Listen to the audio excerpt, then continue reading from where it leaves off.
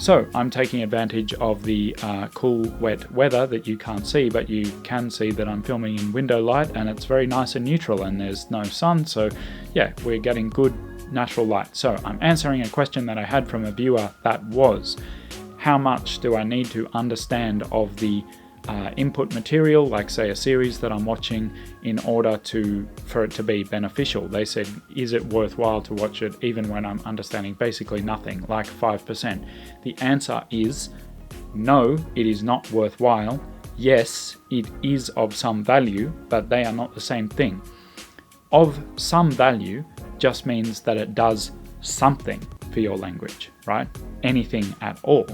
It's like McDonald's food, for example. It is of some nutritional value, but not very much. And at least where I live, it's so crazy expensive that it's not worth it by any measure. And yes, I do actually mean that McDonald's is expensive, where in Australia it's crazy expensive, it takes a really long time, it tastes bad, and it's not good for you. So there is no reason to eat it, but it is of some nutritional value. That is material that is like 5% of comprehensibility to you. 5%, yes, you will eventually get that up to 6%, 7%, 8%, but it's much, much quicker to go and do something more deliberate to get yourself up to that 10%. You could probably spend 2 hours studying in a more formal kind of way, and I don't mean studying verb forms or anything, I just mean looking at sort of a translated text and looking back and forth at the two translations and translating them yourself.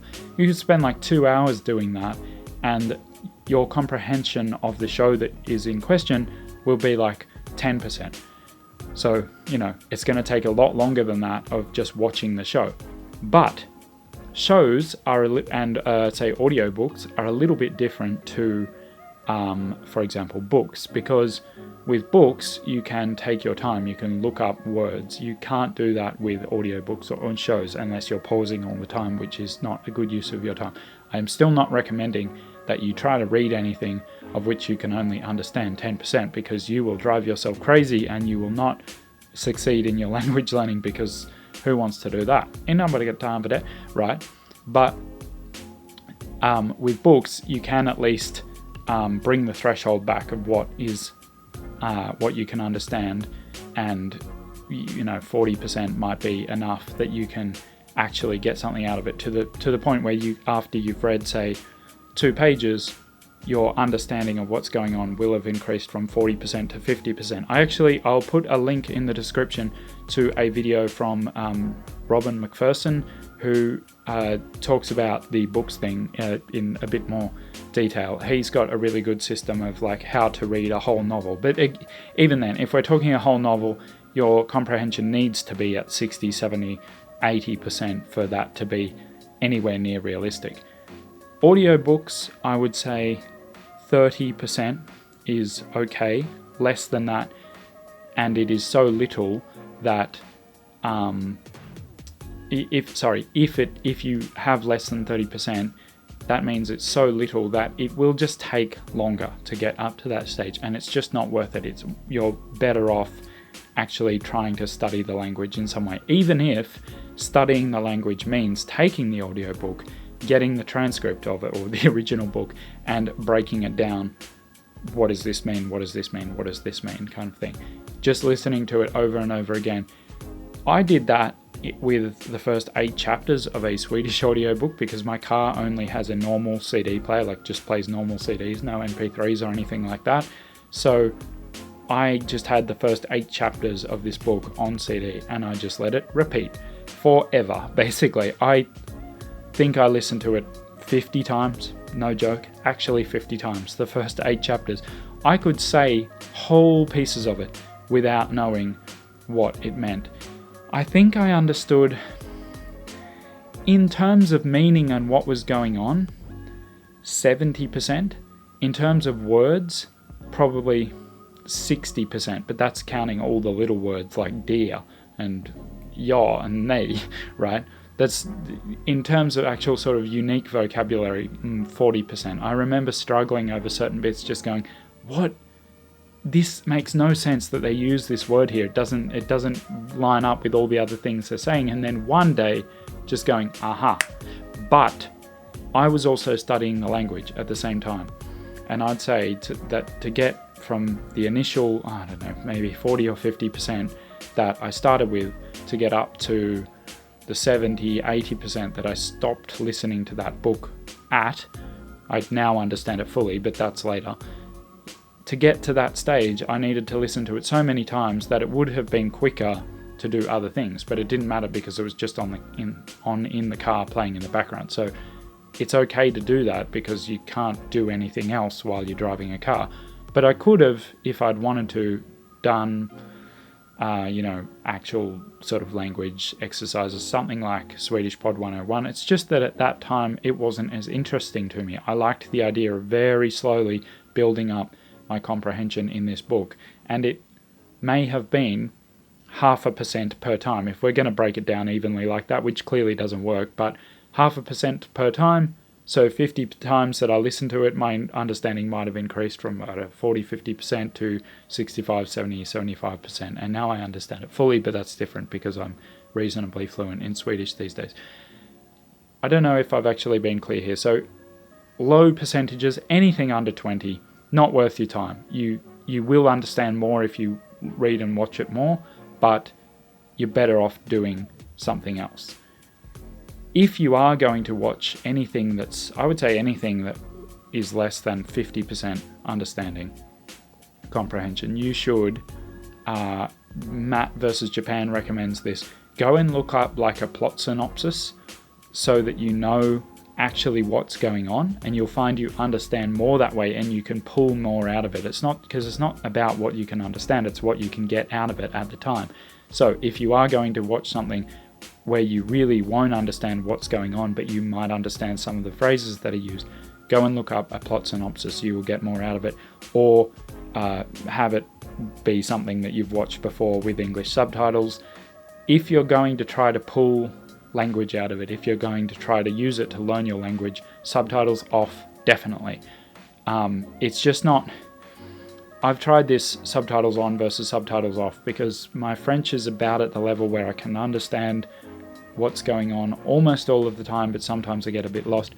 When I put the subtitles on just to check something, I'll find that for the first few minutes, I don't use them, right? I can sort of only glance down at them every now and then when I feel like I'm getting lost, and then I kind of go, oh, right. That's for the first few minutes. For some reason, even if I've watched a whole series with them off and I then start watching stuff with them on, after that few minutes, I start reverting to the subtitles again. I guess it's the English speaker brain of mine that just says, well, it's still going to be easier. You're always going to revert to what's easier, so you can't give yourself that opportunity, but at the same time, you can't make it so difficult for yourself that you just switch off, because if you watch something that you only understand 5% of, your brain will just switch off, and you might watch the whole thing, but you'll get very little out of it because you'll actually be thinking about something else. You won't be thinking about a show and trying to understand it when it's just gibberish to you. So 5% too low, 10% is too low, 15% may be getting there, but I still think it's more worthwhile to go and train the language in some more active way, like learning what some words mean. 20%, and we're getting towards something that might resemble productive. 30, 40, 50% is where you really want to be at for that to be helping you. And if you're the sort of person who doesn't mind doing this, you should also sit down. You shouldn't mind using the pause button, going back, watching, maybe even watching whole scenes again. Even big sort of input, people who talk about lots and lots of input, they recommend at the start repetitive listening. So watching one scene, a series, even a series episode like 50 minutes, it's too long. You can't remember everything that's being said, so you just can't take that much in. So like watching one scene over and over again, what happens when they say that? Why have they said that exactly there? All that kind of stuff. I don't need you to tell you how to watch TV, but you get the idea of watching something over and over again, even if it's like a favorite scene of yours from a film. That way you can enjoy it in another way as you're doing it. that's what I'd recommend.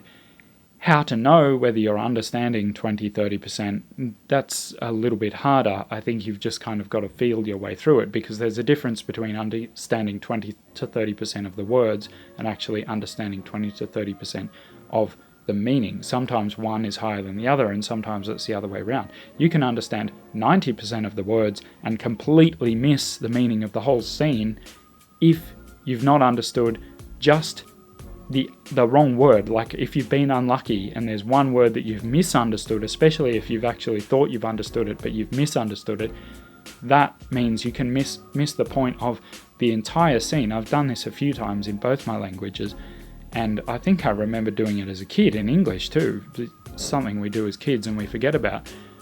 Or you can actually understand very little of the language and understand the entire scene. It really depends how much is dialogue based and how much is picture based, because we assume that movies are easier to understand because we have the picture to aid us, but it depends how expositional they are. If there's a lot of exposition, that is people just walking in and saying, now this has happened, now this has happened, now this has happened, the fact that they're there on screen talking to you, talking to the character doesn't actually help you, because it's still just words that you have to take in. Whereas if it's a very action-based movie, something like The Fast and the Furious, I'm not sure I could give you a plot summary of The Fast and the Furious. People do lots of crazy stuff, lots of cars blow up, and no one dies when they should actually probably have died. That's pretty much all the Fast and the Furious movies. You get what I'm saying. Picture doesn't always lead to better understanding. The answer to the question is, I would say 25-30% minimum. If you don't feel like you're understanding that much, there are better things you can be doing. It doesn't mean it's not productive at all. It's just not the best use of your time. Hope that helps. If you're new here, like and subscribe and all that stuff, and I'll see you in the next one. Bonsoir.